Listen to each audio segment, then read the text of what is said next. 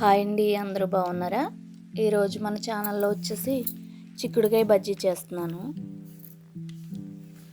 చాలా టేస్ట్గా ఉంటుంది. ముందుగా చిక్కుడుకాయలని పసుపు వేసి వాటర్లో వేసి క్లీన్ చేసుకోవాలి. తర్వాత తొడుములు తీసుకుని ఏమైనా పుచ్చులు అయ్యి ఉన్నాయా లేదా అని చూసుకుని పక్కన పెట్టుకోవాలి.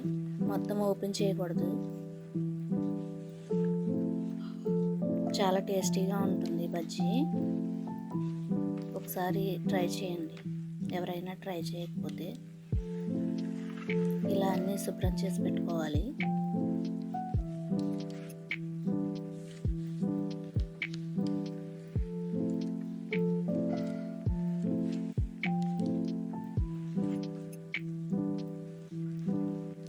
మొత్తం అన్నీ ఇలా శుభ్రం చేసుకున్న తర్వాత స్టవ్ పైన కడాయి పెట్టుకుని వాటర్ పోసుకోవాలి. ఒక స్పూన్ సాల్ట్ వేసుకోవాలి వాటర్లో.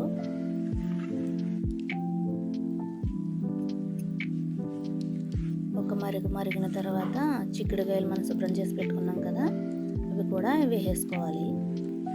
ఎక్కువ ఉడకనివ్వకూడదు. ఒక పొంగు వచ్చాక కట్టేసుకోవాలి.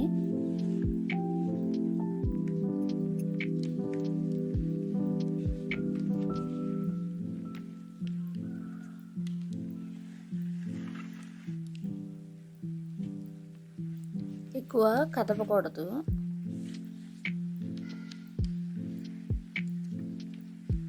ఇవి దించేసుకుందాం. మనం ఇప్పుడు బజ్జీలకి పిండిని కలుపుకుందాం. శనగపిండిని మనం తీసుకునే వాటిని బట్టి క్వాంటిటీ తీసుకోవాలి. నేను 2 స్పూన్ల శనగపిండి, అలాగే 1 టీ స్పూన్ బియ్యం పిండి వేస్తున్నాను. అలాగే రుచికి తగినట్టు సాల్ట్, అలా కారం కూడా వేసుకోవాలి. కొద్దిగా కారం ఎక్కువ వేసుకుంటే బాగుంటుంది, స్పైసీగా.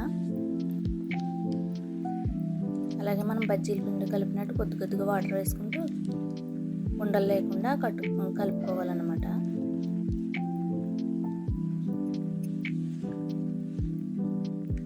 మన ఛానల్ ఎవరైనా ఫస్ట్ టైం చూస్తున్నట్టయితే ప్లీజ్ సబ్స్క్రైబ్, అలాగే వీడియోకి లైక్ చేయండి.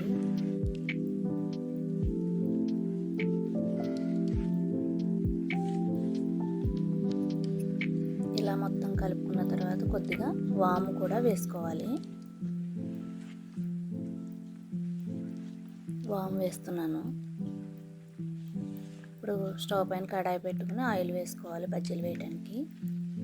ఆయిల్ వేడైన తర్వాత మనం కలుపుకు పెట్టుకున్న పిండిలో చిక్కుడుకాయలను అద్దుతూ నూనెలో వేయాలి. అలాగే ఒక్కొక్కటి పిండిని కలిపి వేయాలన్నమాట. మనం మిర్చి బజ్జీ వేసుకుంటాం కదా, అలాగే వేసుకోవాలి.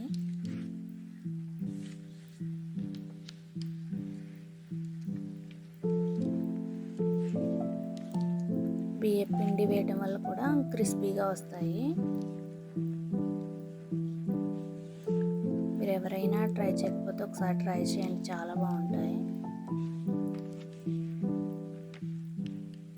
ఇలా ఒక్కొక్కటి వేసుకోవాలి. మీడియం ఫ్లేమ్లో పెట్టుకుని స్టవ్ని ఫ్రై చేసుకోవాలన్నమాట.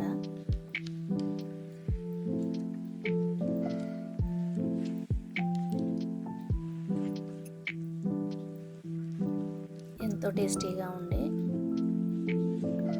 చిక్కుడుకాయ బజ్జీ రెడీ అయింది.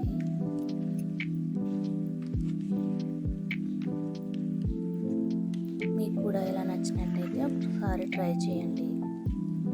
మన ఛానల్ ఎవరైనా ఫస్ట్ టైం చూస్తున్నట్టయితే ప్లీజ్ సబ్స్క్రైబ్, సపోర్ట్ చేయండి. Thank you for watching. Bye.